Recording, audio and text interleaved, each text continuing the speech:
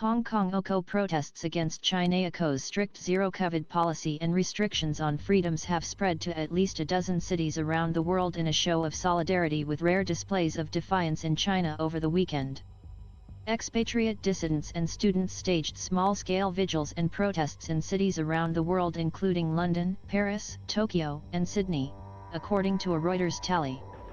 In most cases, dozens of people attended the protests, though a few drew more than 100, the tally showed. The gatherings are a rare instance of Chinese people uniting in anger at home and abroad. The protests on the mainland were set off by a fire in China's Xinjiang region last week that killed 10 people who were trapped in their apartments. Protesters said lockdown measures were partly to blame, though officials denied that. On Monday evening, dozens of protesters gathered in Hong Kong's central business district, the scene of sometimes violent anti-government demonstrations in 2019. Dozens of students also gathered at the campus of the Chinese University of Hong Kong to mourn those who died in Xinjiang, according to video footage online. The White House National Security Council said in a statement the U.S. believed it would be difficult for China to control this virus through their zero-COVID strategy, adding that everyone has the right to peacefully protest, here in the United States and around the world. This includes in the PPA's Republic of China. UN. Human Rights Office spokesperson Jeremy Lawrence, in an email on Monday, urged the authorities to respond to protests in line with international human rights laws and standards. Lawrence added that allowing broad debate across society could help shape public policies, ensure they are better understood and are ultimately more effective. Since President Xi Jinping assumed power a decade ago, authorities have clamped down hard on dissent, tightening controls on civil society, the media, and the internet. But a strict policy aimed at stamping out COVID with lockdowns and quarantine has become a lightning rod for frustrations. While it has kept China's death toll much lower than those of many other countries, it has come at a cost of long spells of confinement at home for millions and damage to the world's second biggest economy. Nevertheless, Chinese officials say it must be maintained to save lives, especially among the elderly, given their low vaccination rates. Some overseas protesters said it was their turn to take on some of the burden their friends and family had been enduring. What I should do.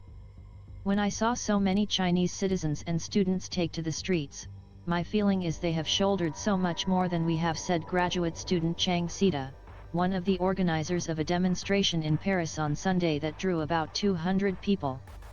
We're now showing support for them from abroad, Chang said. A Chinese Foreign Ministry spokesperson told a regular briefing on Monday that China was not aware of any protests abroad calling for an end to the zero-COVID policy. Asked about the protests at home, the spokesperson said the question did not reflect what actually happened and said China believed the fight against COVID would be successful with the leadership of the ruling Chinese Communist Party and the cooperation of the people. It has been common in recent years for overseas Chinese students to rally in support of their government against its critics, but anti-government protests have been rare. Outside the Pompidou Center in Paris, some protesters brought flowers and lit candles for those killed in the Xinjiang fire. Some blamed President Xi Jinping and the Communist Party and demanded their removal from office. Defiance toward Xi has become increasingly public after a dissident hung a banner on a Beijing bridge last month ahead of a Communist Party Congress, criticizing Xi for clinging to power and the zero-COVID policy. About 90 people gathered at Shinjuku, one of Tokyo's busiest train stations, on Sunday, among them a university student from Beijing who said any protests in China against COVID rules would inevitably focus blame on the Communist Party. At the core of it is China's system, said the student, who asked to be identified as just Emmanuel. But some protesters were uncomfortable with more belligerent slogans.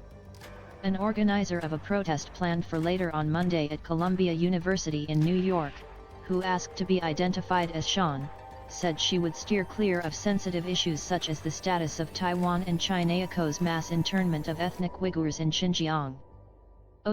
We know that may alienate a lot of people, said Sean, who is from the Chinese city of Fuzhou.